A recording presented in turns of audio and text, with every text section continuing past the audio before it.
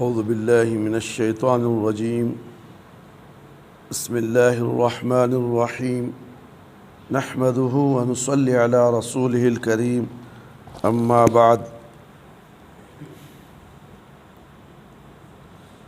باب فی الاقتصاد فی العبادتی طاعت نیکی اور بھلائی کے کاموں میں میانہ روی اختیار کرنے۔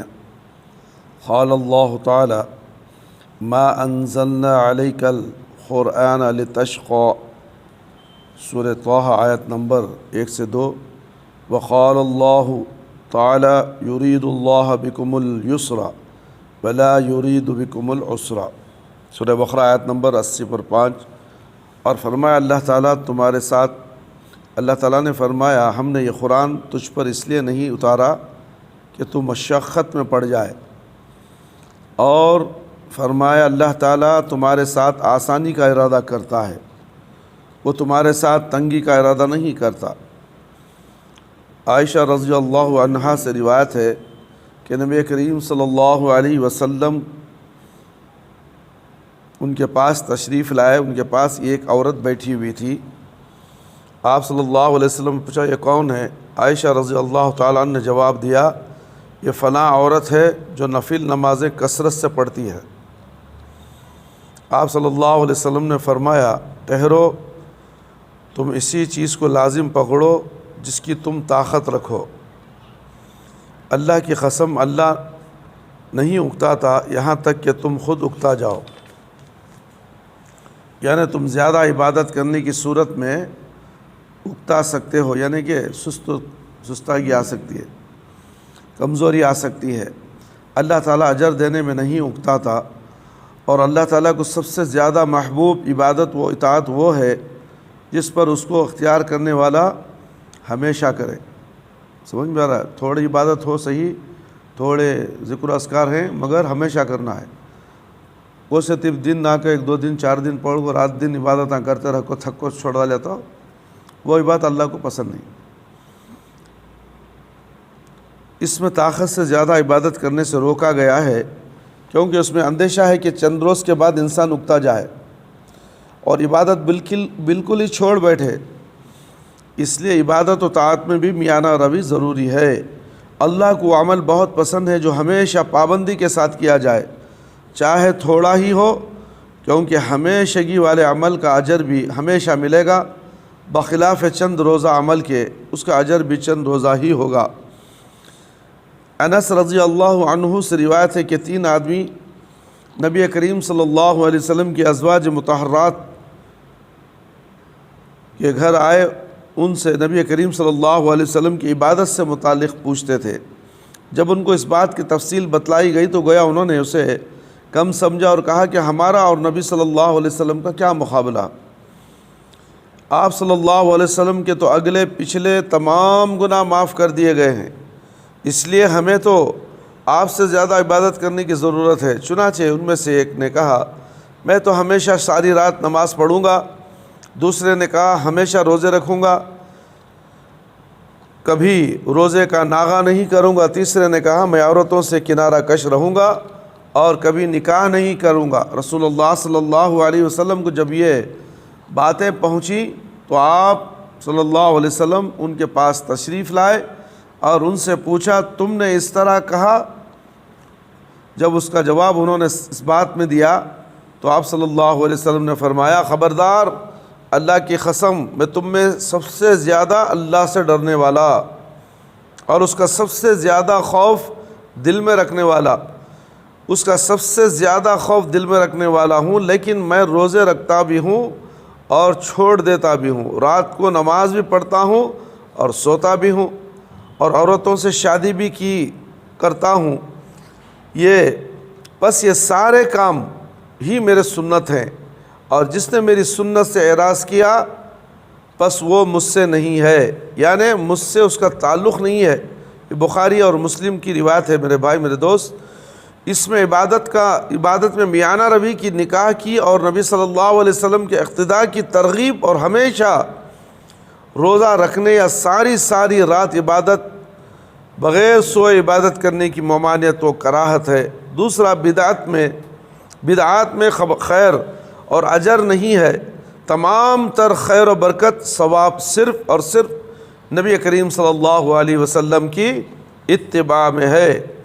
ابن مسعود رضی اللہ تعالیٰ عنہ سے روایت ہے، رسول اللہ صلی اللہ علیہ وسلم نے فرمایا، اپنی طرف سے دین میں سختی کرنے والے ہلاک ہو گئے، سختی کرنے والے ہلاک ہو گئے۔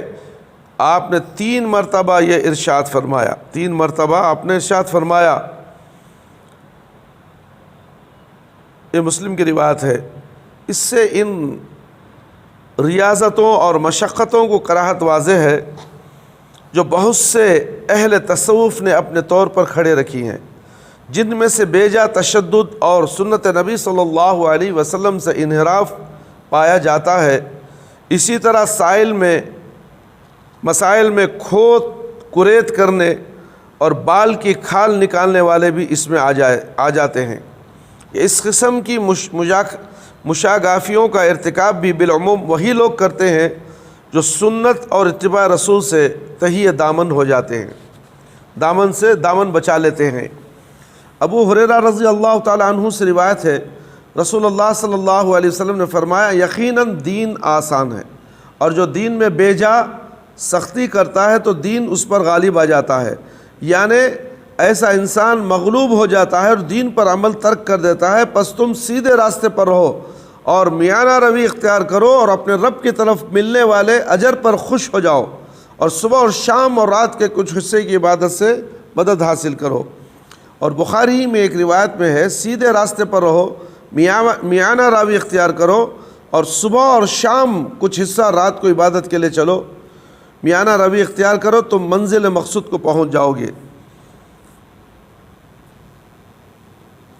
الدین یہاں مرفوع ہے، معفول ما لم یس فاعلہ کی بنا پر، اور یہ منصوب الدین بھی مروی الی الغلبہ کا مطلب ہے، دین اس پر غالب آ جائے گا۔ اور دین میں بیجا سختی کرنے والا دین میں زیادہ شاخیں اور راستے ہونے کی وجہ سے دین کے تقاضوں پر عمل کرنے سے عاجز رہ گیا۔ غدوہ کے معنی ہے صبح صبح دن کے آغاز میں چلنا، اور روحہ کے معنی ہے دن کے آخری پہر چلنا، اور دلجہ رات کا آخری حصہ۔ یہ استعارہ اور تمثیل ہے، اور اس کا مطلب ہے تم اللہ کی اطاعت میں عملوں کے ذریعے سے اس وقت مدد حاصل کرو جو تم تازہ دم ہو، اور تمہارے دل اور دوسرے ہم و غم سے فارغ ہو، اس طرح تم عبادت میں لذت حاصل کر سکو اور اکتاؤ گے نہیں، اور اپنے مقصود کو حاصل کر لو گے۔ جیسے کہ تجربہ کار مسافر انہی اوقات میں اپنا سفر طے کرتا ہے، اور خود بھی ان اوقات کے علاوہ دوسرے اوقات میں آرام کرتا ہے،